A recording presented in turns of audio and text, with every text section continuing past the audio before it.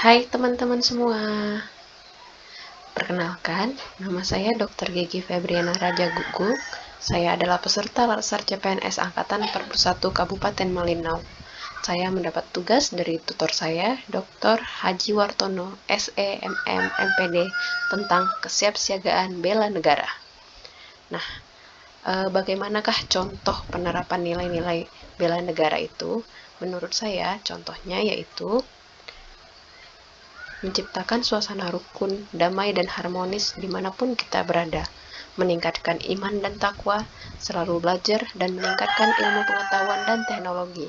Selain itu juga bisa dengan contoh menjaga kebersihan dan kelestarian lingkungan, menghargai dan menghormati keanekaragaman suku, ras, dan agama, mencintai dan menggunakan produk buatan Indonesia, melakukan musyawarah untuk mufakat dalam mengambil keputusan, menolong dan membantu sesama yang kesulitan, menjaga kesehatan fisik dan rohani, membiasakan diri disiplin waktu dalam melakukan pekerjaan dan aktivitas, membayar pajak tepat waktu, dan menjaga keamanan dan kenyamanan di sekitarnya.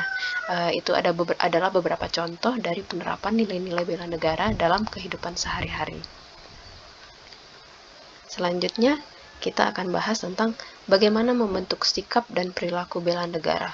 Menurut saya, cara kita membentuk sikap dan perilaku bela negara yaitu kita harus memiliki rasa cinta tanah air. Selain itu, kita harus memiliki kesadaran dan perasaan senasib sepenanggungan di antara sesama warga Indonesia sehingga timbullah kesadaran berbangsa dan bernegara. Lalu, kita harus menjadikan Pancasila sebagai pedoman dalam bersikap dan berperilaku.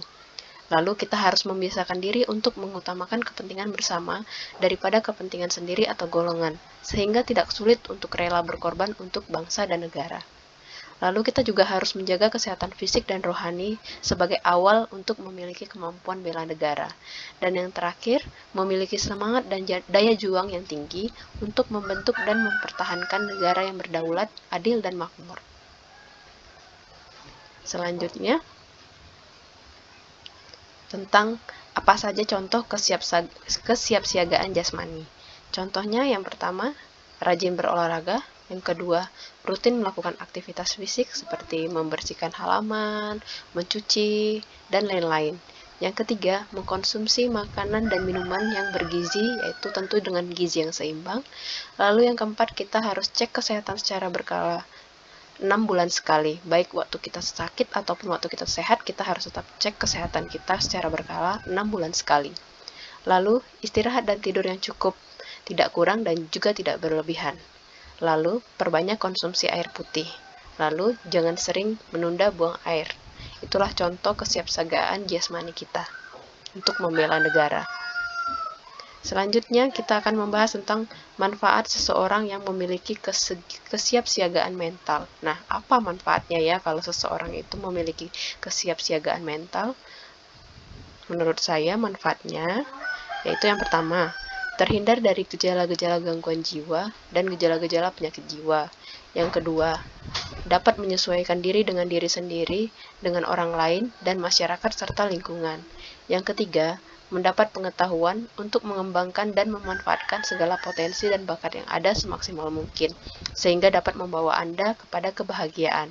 Yang keempat, mempunyai kesanggupan untuk menghadapi masalah yang biasa terjadi dan merasakannya secara positif, atau dengan kata lain selalu berpikiran positif dalam menghadapi setiap masalah yang ada. Dan yang kelima, tidak mudah tersulut emosi dan tidak mudah diadu domba oleh pihak lain. Nah, untuk penerapan baris berbaris ada videonya, nanti lihat saja di deskripsi, ada saya sertakan situ link video untuk penerapan baris berbaris. Dan yang terakhir kita membahas tentang tata upacara, tata tempat, dan tata penghormatan. Nah, untuk tata upacara, yang pertama persiapan upacara. Nah, untuk pertama, peserta dan petugas upacara sudah berada di barisan dan di tempatnya masing-masing. Lalu komandan memasuki lapangan, mengambil alih pimpinan barisan. Lalu pembawa acara membacakan urutan upacara. Lalu kita masuk ke pelaksanaan upacara. Yang pertama, komandan upacara melapor kepada inspektur upacara bahwa upacara siap dilaksanakan. Itu dilakukan di luar lapangan. Yang kedua, pembawa acara memberi aba-aba bahwa upacara akan segera dimulai. Yang ketiga, komandan upacara menyiapkan barisan. Yang keempat, inspektur upacara memasuki lapangan. Yang kelima, penghormatan kepada inspektur upacara. Yang keenam, laporan komandan kepada inspektur bahwa upacara siap dimulai. Yang ketujuh, persiapan penaikan bendera. Yang kedelapan, petugas penggerak bendera mengikat dan mengembangkan bendera. Yang kesembilan, komandan memberi aba-aba penghormatan kepada bendera saat bendera siap dikibarkan, dan setelah bendera selesai dikibarkan, komandan memberi aba-aba selesai penghormatan. Yang ke-10, mengheningkan cipta dipimpin oleh inspektur upacara. Yang ke-11, pembacaan teks Pancasila oleh inspektur upacara diikuti oleh peserta upacara. Yang ke-12, pembacaan pembukaan Undang-Undang Dasar 1945 dan Panca Prasetya Kopri yang oleh petugas. Yang ke-13, amanat dari inspektur upacara. Yang ke-14, pembacaan doa. Yang ke-15, laporan komandan upacara kepada inspektur upacara bahwa upacara telah selesai dilaksanakan. Lalu inspektur memberi aba-aba bubarkan. Yang ke-16, penghormatan kepada inspektur upacara, lalu inspektur meninggalkan tempat upacara. Yang ke-17, barisan dibubarkan. Untuk tata tempat, biasanya aturannya yang pertama, orang yang berhak mendapat tata urutan yang pertama adalah mereka yang mempunyai jabatan tertinggi, yang bersangkutan mendapat urutan paling depan atau paling mendahului.